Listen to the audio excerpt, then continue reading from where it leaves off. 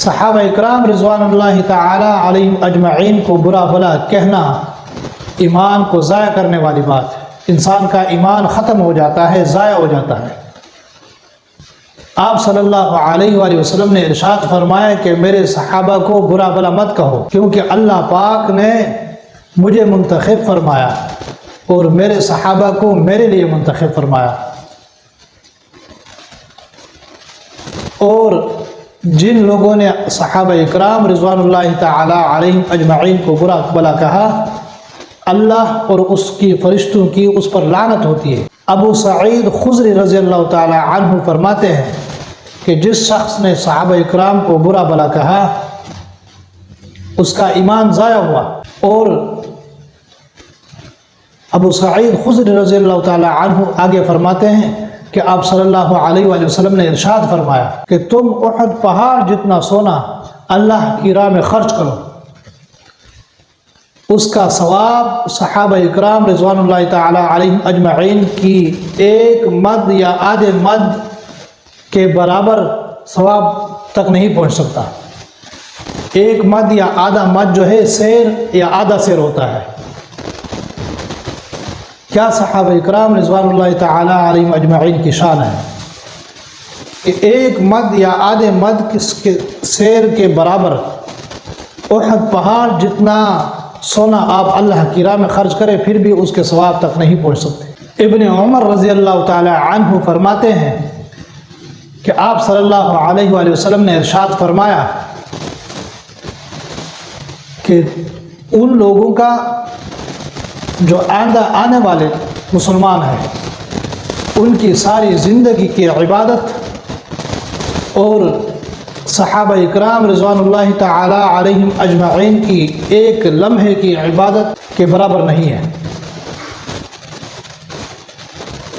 یعنی صحابہ اکرام کی ایک لمحے یعنی چند سیکنڈ کی عبادت آپ کی ساری زندگی کی عبادت سے افضل ہے۔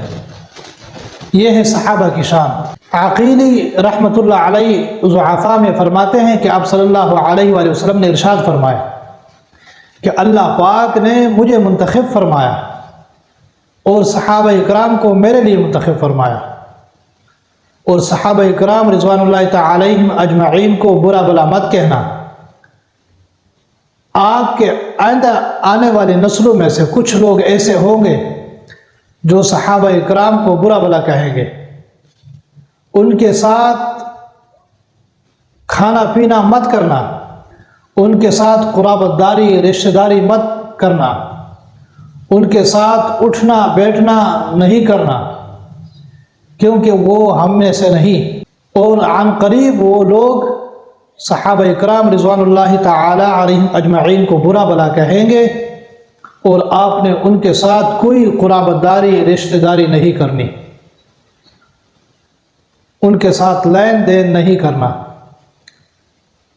تو یہ ہے صحابہ اکرام رضوان اللہ تعالی علیہم اجمعین کی، ان کا مقام، ان کا وقار، اور اللہ پاک نے ان کو جو عزت دی ہے وہ دنیا آئندہ قیامت تک یاد رکھے گی۔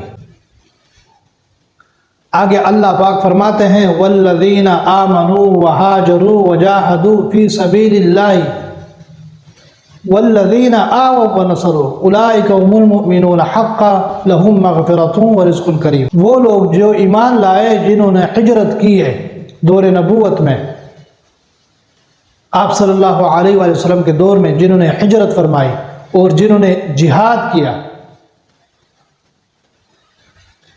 فی سبیل اللہ، خاص اللہ کی رضا کے لیے، اور وہ لوگ جنہوں نے ان کی مدد کی ہے، ان کو ٹھہرایا، ان کو ٹھکانہ دیا، ان کی نصرت کی ہے، اولئک هم المؤمنون حقا، وہی لوگ اصل ایمان کے حقدار ہے، وہی لوگ اصل ایمان ادا کرنے والے ہیں، وہ لوگ ایمان کا پورا پورا حق رکھنے والے ہیں۔ لہم مغفرۃ ورزق کریم، اللہ پاک نے ان کی مغفرت فرمائی اور اللہ پاک نے ان کے لیے آخرت میں جنت میں بہت ہی بہتر اور معزز روزی عطا فرمائی۔ اللہ پاک صحابہ اکرام رضوان اللہ تعالی علیہم اجمعین کے نقش قدم پر چلنے کی توفیق عطا فرمائے۔